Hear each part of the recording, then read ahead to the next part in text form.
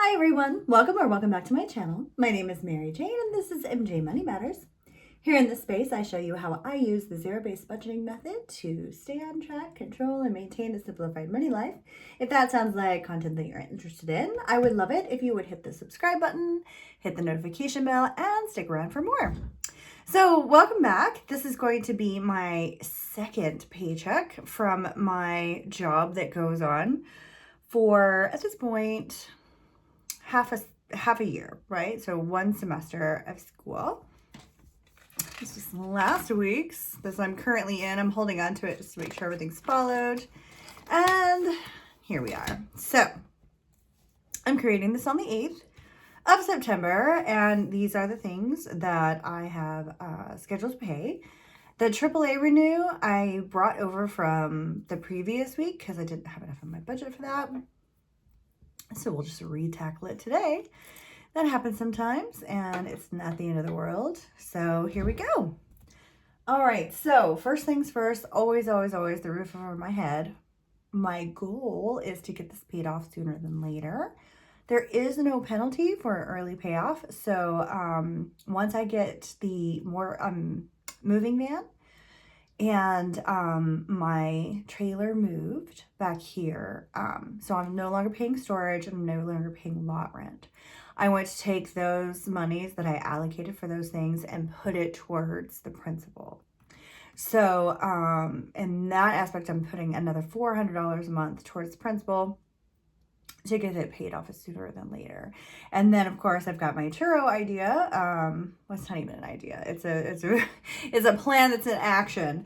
And so I would like to take a portion of my profits from churro and also put that towards the principal. And I would like to get this paid off as soon as possible, because if I could get rid of the biggest expense that I've always had, I will be so much better off to getting to my financial goals. So I also cannot complain about how much I pay for my mortgage, because it is one of the cheapest things I've ever had in a very, very long time. And that is because I literally purchased an abandoned home that I bought sight unseen and moved 1,000 miles away, you know. So it is possible. You just have to be willing to make sacrifices. And so that's what I did. All right, so this week, putting aside $200 towards that mortgage. Now, just to be totally transparent, I really wanted to do $300, and I just couldn't find it in the budget because this is a very heavy budget week, if you will. I get my lawn done every other week, and that I just can't skimp on, right? Because we do have pretty strict code enforcement that comes around. Plus, the person that I am purchasing my home from wants me to maintain a nice yard. And that's totally understandable. So it's not something that I skimp on. I really do stay on track with my lawn. Now, I did do my own lawn for quite the while. And I purchased an electric lawnmower, and that's part of my problem.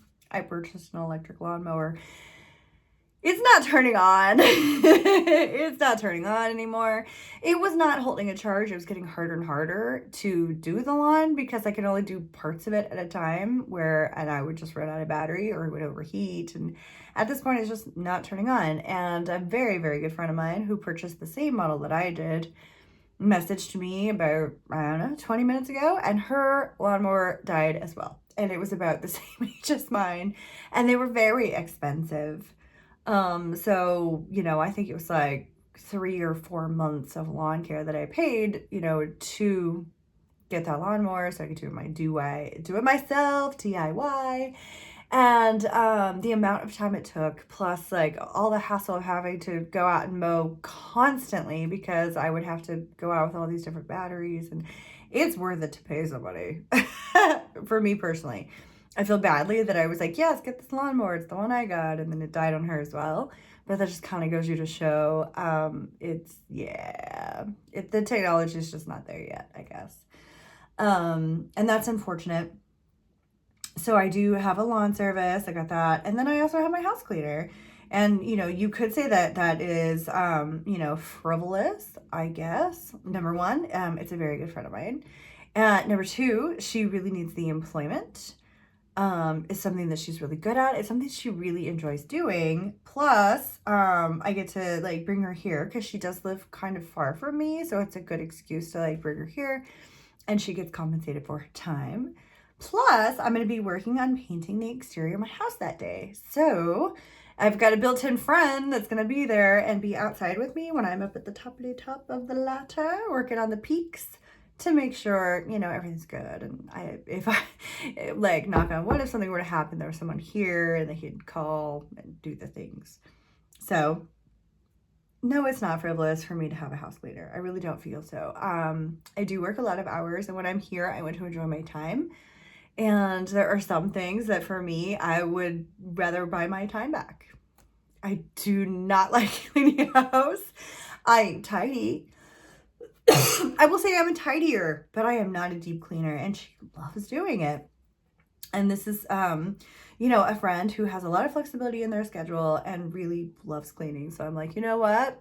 This is a win-win right here. And also too, when I'm budgeting in this way, it does allow me to have these fun things because they're planned out well in advance.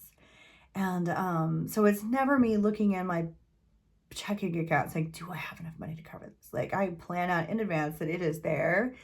And, you know, I'm handing her cash right there. Tip included. All good. All right. So for AAA renewal, I'm putting at $35. AAA has been incredibly good to me over the years, and especially like getting Turo involved in a car peer-to-peer business. I need to have that going. And I don't know what happened, how it like laxed off. I think it was when I've had several debit cards that were compromised like all in a row. And I think I had it like on an auto pay on one of those cards, and that got taken away. And so I was like, why am I not paying for my AAA? And I'm like, oh gosh. So I need to renew that and stay on top of it. IOU, I am currently paying a friend back some money that she loaned me and give her $100. I owe her a couple $100 more, get that taken care of. I am unable to pay during the summer as a waiter when my pay is so up and down. But because I have this job as a contractor and have very predictable pay, I can just knock that out this week, and just be done with it. Tip bank, I'm going to give $100. It's been good so far. You just never know. I mean, some weeks you're paying out a lot and other weeks you're not. Before, when I was getting cash, I would put the cash back into the tip bank, but I'd keep a lot of the cash and I'd spend it at the grocery store and, you know, mostly at the grocery store. So, or it's in my gas tank. But now everything is going onto the check, which is not fun. But I am contributing $100 per week to go to my tip bank. I do tip out at work and fine dining, the bartender, and server assistants. But we do get cash that's like a tip. So if somebody were to bring a cash tip, we get to keep that. But if you're paying me cash towards the bill, that I have to turn in at the end of the night to the restaurant. Where before we got to keep that. Balancing in the credit card debit. So, and then in all previous restaurants before this one, we just left with cash every day. So it's just, and I know a lot of restaurants are moving to this. It's like the way that they're going to be doing it. So please, if you're going out, bring cash to tip your server. Equity, I am paying them $200 this week. I owe them back dues because of the pandemic. There was a hold on it. And I'm just getting caught up. All right, Dallas box, I pay $35. And that is my official mailbox for all of my mail. I have one in Detroit. I have one in Dallas. Professional services, they sign for everything. And they're my official addresses. Lot rent, this is for my 1970s travel trailer. I pay her $200 for Myrtle. That's my travel trailer's name. For Myrtle Live on the Ranch. I am currently working towards with this contract that I'm working, the second job, towards getting the moving van to get my stuff from Dallas.